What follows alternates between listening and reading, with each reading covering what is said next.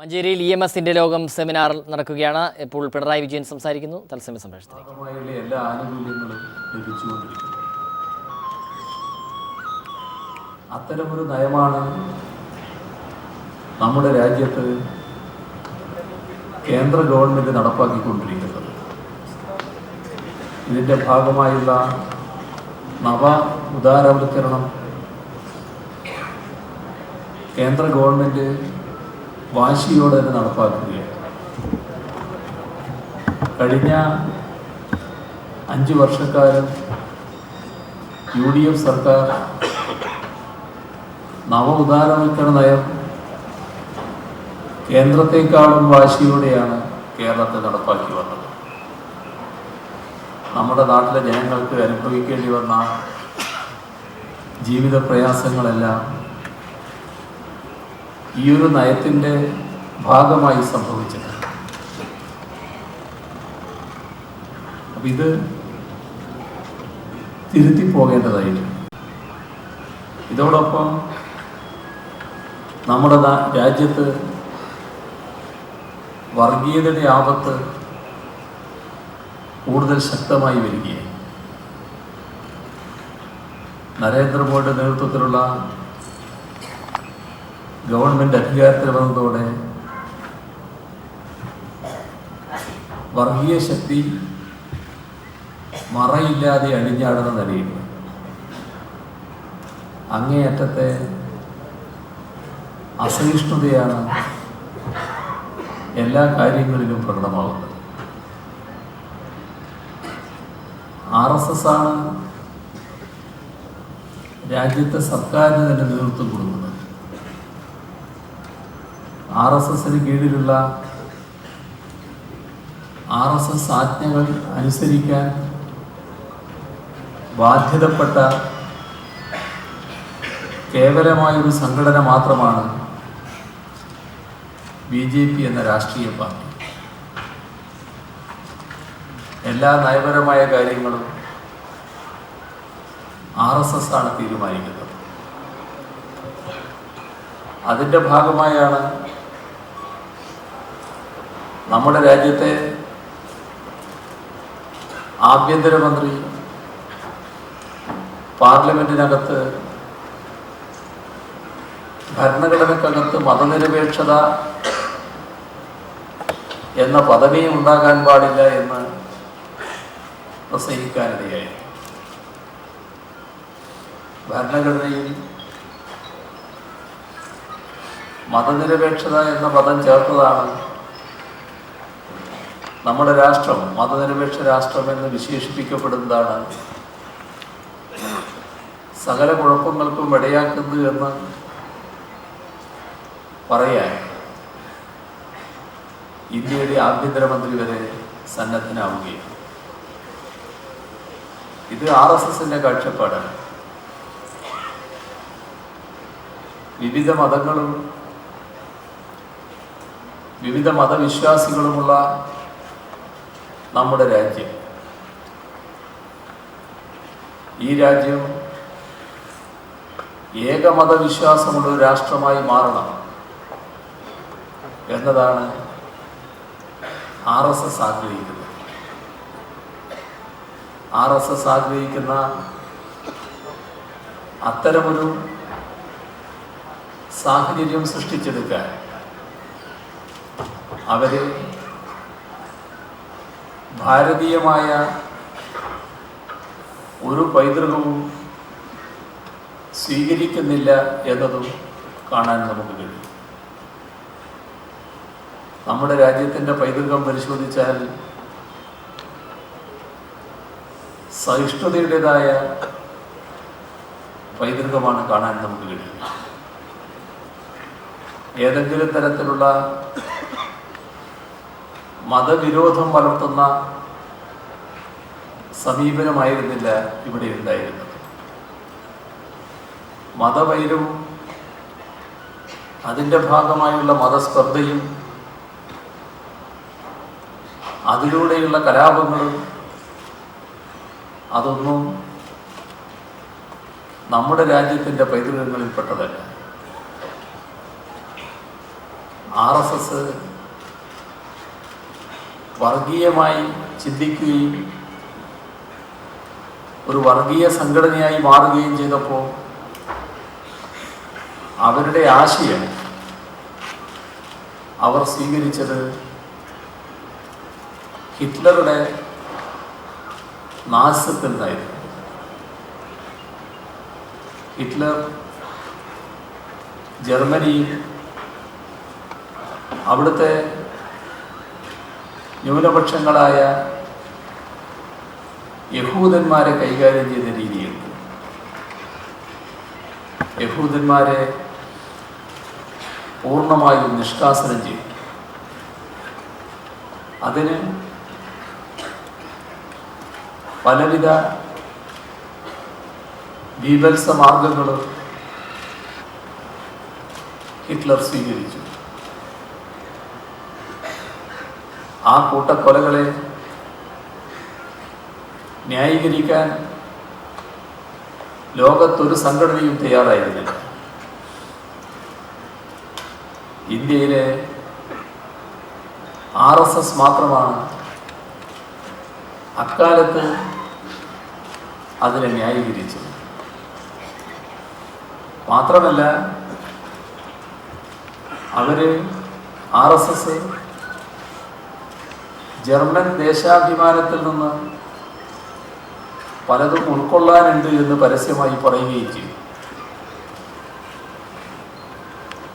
ജർമ്മനിയിൽ ന്യൂനപക്ഷങ്ങളെ നിഷ്കാസനം ചെയ്തത് ഇവിടെ മാതൃകയാക്കാവുന്നതാണ് എന്നും അവർ പറഞ്ഞു വെച്ചു. പോൾ വാൾക്കറെ പോലുള്ളവർ അത്തരം നടപടികളെ മുക്തകണ്ഠം പ്രശംസിച്ചുകൊണ്ട് എഴുതുകയും ചെയ്തു. ആ നയമാണ് RSS ഇവിടെ നടപ്പാക്കുന്നത്. നമ്മുടെ രാജ്യത്ത് സ്വാതന്ത്ര്യാനന്തര ഘട്ടത്തിലും പിന്നീട് ഇങ്ങോട്ടും നടന്നിട്ടുള്ള വർഗീയ കലാപങ്ങൾ എടുത്ത് പരിശോധിച്ച് നോക്കിയാൽ അതിലെല്ലാം RSSന്റെ മേൽക്കൈ കാണാൻ കഴിയും.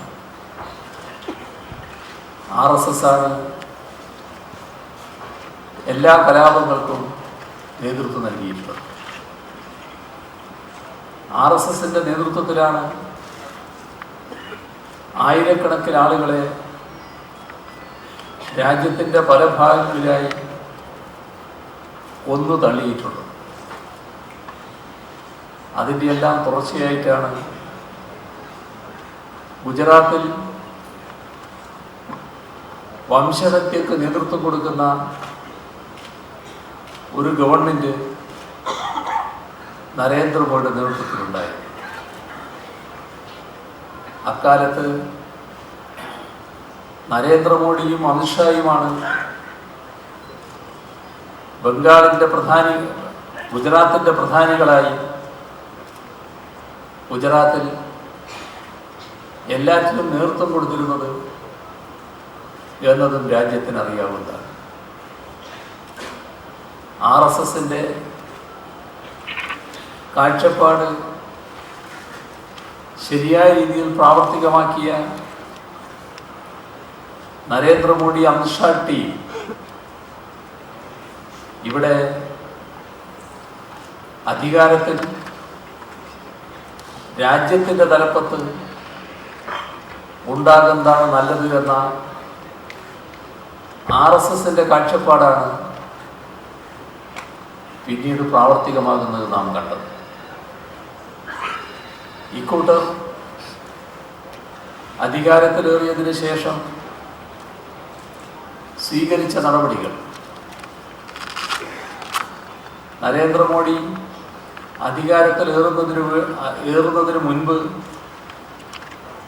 രാജ്യത്തരങ്ങേറിയ സംഭവങ്ങൾ എല്ലാം വർഗീയ സംഘർഷം വളർത്തുന്നതിനും വർഗീയ കലാപങ്ങളിലൂടെ ആളുകളെ ചേർന്നിരിക്കുന്നതിനും ഇടയാക്കുന്നതായിരുന്നു. ഇതിലൂടെ തങ്ങളുടെ ശക്തി വർദ്ധിപ്പിക്കാൻ കഴിയുമെന്നാണ് അവർ കണ്ടത്. രാജ്യത്ത് ഒട്ടേറെ സംഭവങ്ങൾ കഴിഞ്ഞ ലോക്സഭാ തെരഞ്ഞെടുപ്പിന് മുൻപും അതിനുശേഷവും ഉണ്ടായി. പലയിടങ്ങളിലും തങ്ങൾ ആവിഷ്കരിച്ച തന്ത്രം വിജയം കാണുന്നുവെന്ന് അവർ കണക്കുകൂട്ടി. അതിൻ്റെ ഭാഗമായാണ് ഘർവാപ്പസി പ്രസ്ഥാനം വന്നത്. ഘർവാപ്പസി എന്നത് വീട്ടിലേക്ക് തിരിച്ചു വരിക. ഇന്ത്യയിലെ ജനങ്ങളാകെ ഒരു മതത്തിൽ മാത്രമേ ഉണ്ടാകാൻ പാടുള്ളൂ. അത് ഹിന്ദു മതമാണ്. അപ്പോൾ മറ്റു മതസ്ഥരെല്ലാം ഹിന്ദുക്കളായി മാറി. ഇതിനു വേണ്ടിയുള്ള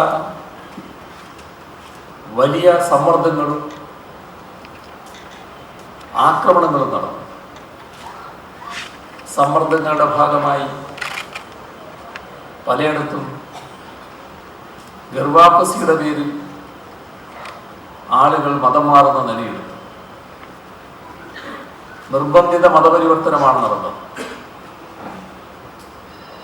രാജ്യവ്യാപകമായി അതിനെതിരെ പ്രതിഷേധമുയർന്നു. പക്ഷേ ഏറ്റവും വലിയൊരു പ്രത്യേകതയായി കാണാൻ കഴിഞ്ഞത് അത്തരമൊരു സംഭവത്തെക്കുറിച്ച് ഹമാന്നൊരക്ഷരം സംസാരിക്കാൻ ഇന്ത്യൻ പ്രധാനമന്ത്രി തയ്യാറായതേയില്ല. കാരണം പ്രധാനമന്ത്രി സംസാരിക്കുമ്പോൾ പ്രധാനമന്ത്രി സ്ഥാനത്തിരുന്നു കൊണ്ട് അതിന് നിർത്തി സംസാരിക്കാൻ പറ്റും. അതിന് അദ്ദേഹം തയ്യാറായില്ല. അദ്ദേഹം നേരെ മൗനവ്രതത്തിലേക്ക് പോയി. വർഗീയമായ ചേരിതിരിവ് സൃഷ്ടിക്കുക.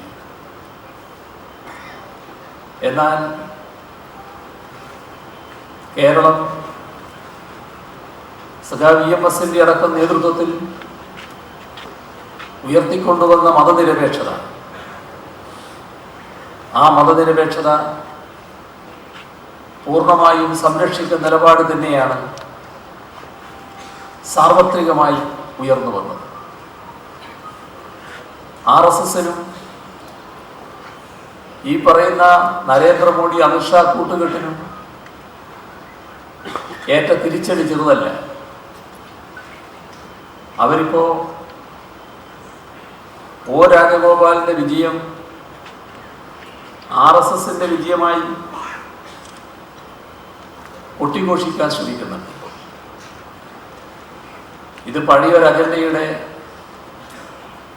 ഭാഗികമായ വിജയം മാത്രമാണ് എന്നതാണ് കാണാൻ നമുക്ക് സാധിക്കും.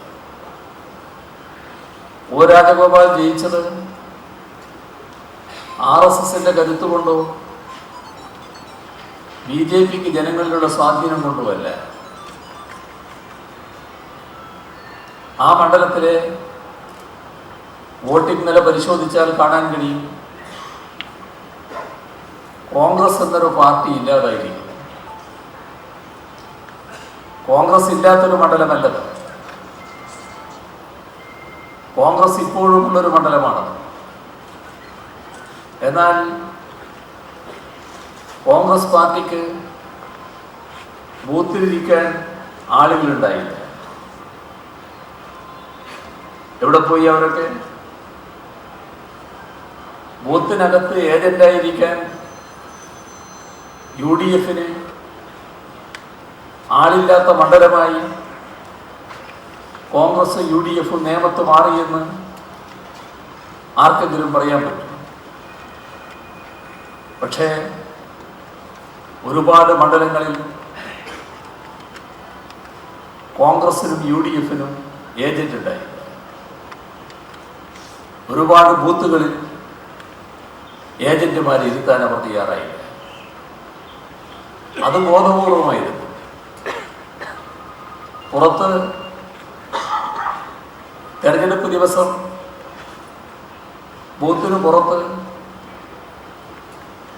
തെരഞ്ഞെടുപ്പ് പ്രവർത്തകർ, ഓരോ പാർട്ടിയുടെയും പ്രവർത്തകർ തങ്ങൾ അതേവരെ നടത്തിയ പ്രവർത്തനങ്ങൾക്ക് സാഫല്യം കിട്ടാനുള്ള പ്രവർത്തനത്തിലേക്ക് ഏർപ്പെടുന്നു.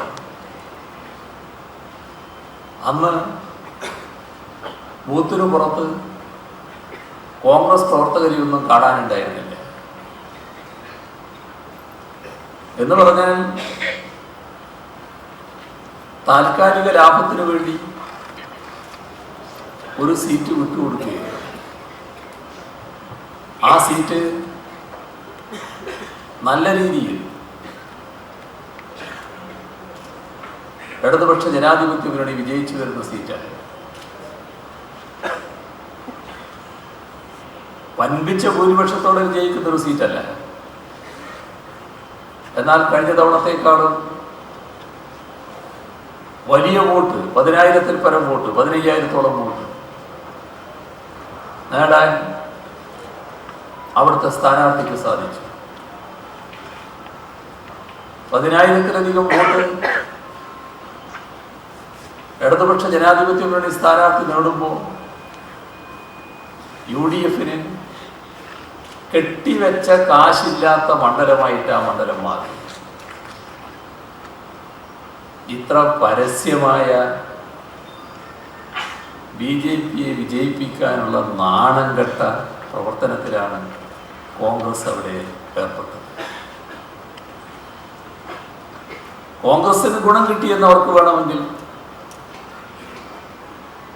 അവകാശപ്പെടാം.